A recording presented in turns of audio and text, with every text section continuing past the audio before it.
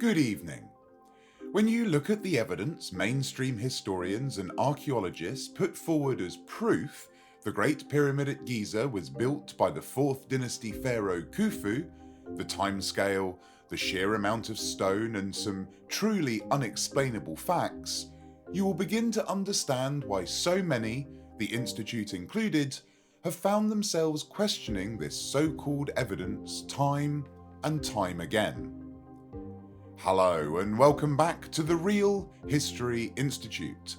In today's video we are rounding up our 3-part series on the Great Pyramid, so if you've missed any of those previous parts, make sure you go back and check them out.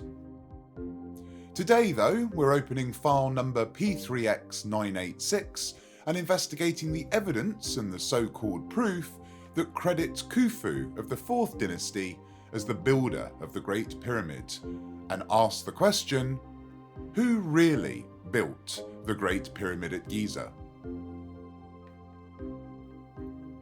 Firstly, let's start off by looking at what we know. The Great Pyramid sits on the Giza Plateau just west of Cairo in Egypt. It stands around 146 metres or 481 feet and was, until relatively recently, the tallest man-made structure on Earth. It is made of an estimated 2.3 million blocks and contains a myriad of secrets and mysteries to this day. It is widely attributed to have been built by and be the tomb of Khufu or Cheops, the second pharaoh of the 4th dynasty in the Old Kingdom of Ancient Egypt. Khufu reigned for between 26 to 46 years. Modern historians can't quite agree on the exact time frame, although they do all agree that the building of the pyramid took around 20 to 25 years.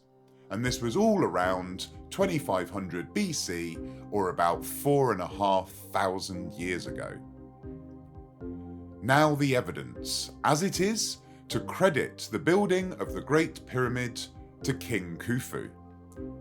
Firstly, the surrounding areas of the pyramid include the tombs of Khufu's family.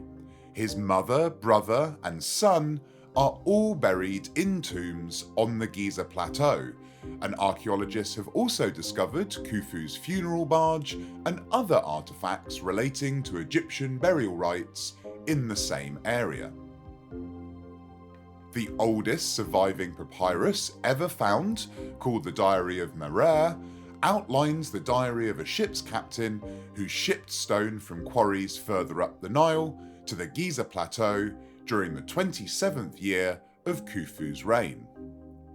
And finally, graffiti from supposed workers that actually worked on and built the pyramids were discovered inside the Great Pyramid itself. And that's it. Now, while there is some evidence pointing towards the mortar used in the construction being dated to around Khufu's time, this was only for the casing stones, and the Greek historian Herodotus wrote that Khufu built the pyramids, but he also wrote about flying snakes and said the pyramids were built around 10,000 years before the traditional dating of them.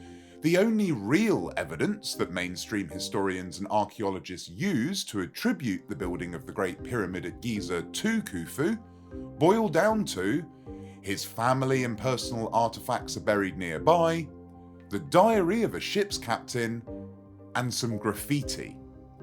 So let's examine this evidence. Firstly, let's look at the evidence that his family and funeral barge were buried nearby. Now, if Khufu intended to use the pyramid for his own tomb, this is an assertion by the way that the Institute does firmly believe, it would make sense that his family and other items related to Egyptian burial rites would be located nearby. However, just because you find people buried in a cemetery, for example, does not mean that you attribute the building of the church to those buried nearby. The papyrus discovered by French archaeologist Pierre Tallet in 2013 does indeed describe the moving of approximately 200 stones a month from the quarries of Jura to the Giza Plateau. It describes them transporting the stone to Akhet Khufu, or Khufu's horizon, which is now widely believed to be what the Egyptians called the Great Pyramid. However, all this shows is the transport of stone that Khufu would need if he were restoring a damaged pyramid. In fact, Chura is the known quarry that pharaohs used for the outer casing stones of the pyramids. This is something that Pierre Tallet himself believes the transported stones were used for. Finally, we need to visit the case of the graffiti discovered by Howard Vyse around 1837.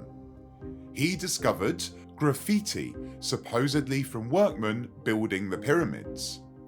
The graffiti discovered shows Khufu's cartouche and reads, "The Friends of Khufu." This is presented as evidence of the workers leaving their mark during construction. However, at the time of discovery, Howard Vyse was running out of money for his expedition and was due to return to England soon after the discovery.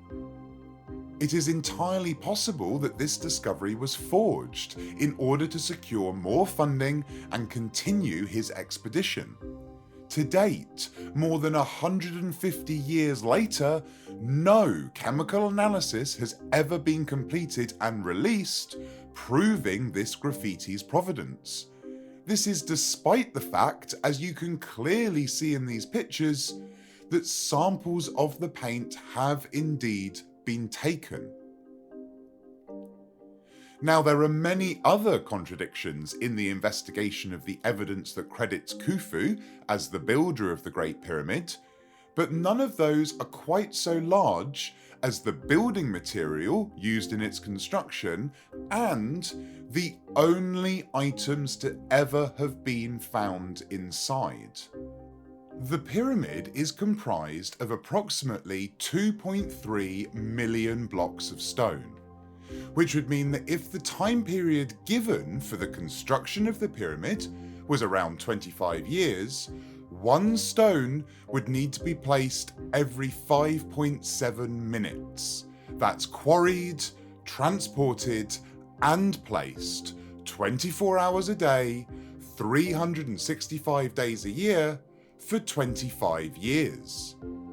Each of these blocks weighs on average 2.5 tons, and almost 8,000 tons of granite were also quarried and transported almost 8,000 kilometers or 500 miles, with the granite blocks weighing up to an estimated 100 tons.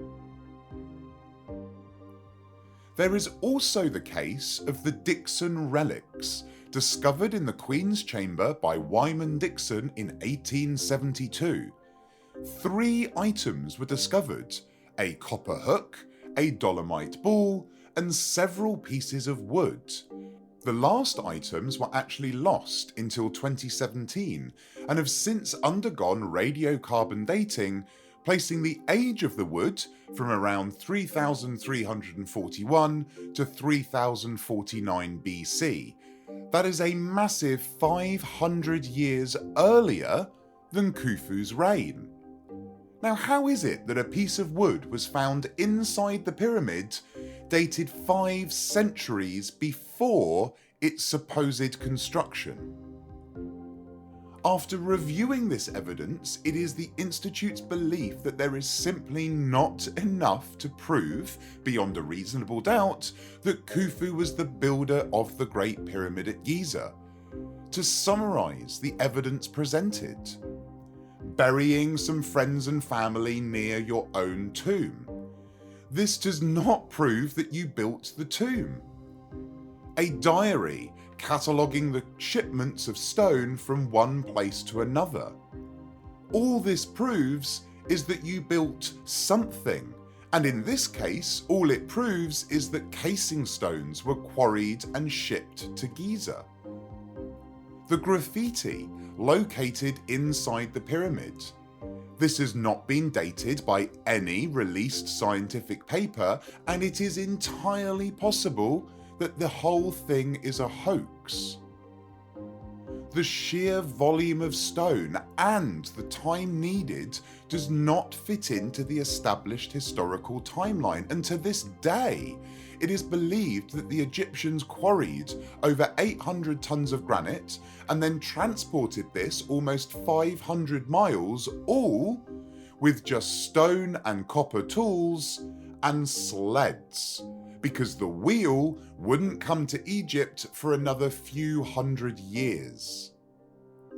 And finally, the finding of wood that is 500 years older than the building it was found in is unexplainable.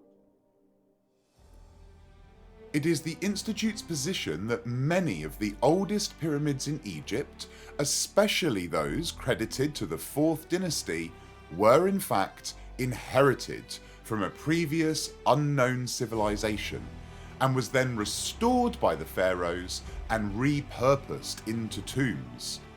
There is plenty of evidence across ancient Egypt that the pharaohs recycled and reused building material. There are even statues that have the names of old rulers crossed out and new ones written in their place. Even the ancient Egyptians considered themselves a legacy culture dating back almost 35,000 years, and this is well documented in their own writings. Now, this idea of inheritance is one that we will explore in a further presentation as the Institute continues to gather more evidence. But for today, this concludes our 3-part mini-series on the Great Pyramid, and next week we'll be moving away from Egypt and taking a look at the mysteries of Easter Island and discussing the possibility that it may be the remnants of the mythical lost continent of Mu in the Pacific Ocean, so make sure you're subscribed so as not to miss out. Until then, however, this has been a presentation from the Real History Institute, and if you haven't already, check out these videos, the first 2 parts of this series.